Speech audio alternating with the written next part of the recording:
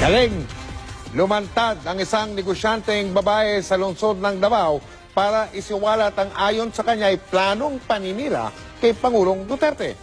Ayon kay Guillerma Asillas, ginipilit siya ng umano'y tauhan ni Senador Antonio Trillanes IV na si alias Junel at ng abogado ni Edgar Matumato na si Atty. Jun Sabio para tumistigo sa Senado sa isasampa nilang kaso laban sa Pangulo. Kapalit daw nito ang 500,000 piso. Dadagdagan pa raw ng kalahating milyong piso kapag nakasuhan ang Pangulo sa International Court of Justice. Makakasama raw niya sila Matubato at Arthur Las Cañas. May pinapipirmahan daw sa kanyang affidavit para idamit ang Pangulo sa illegal na droga at yung tinatawag na extrajudicial killing. Pero hindi niya naipakita ang affidavit.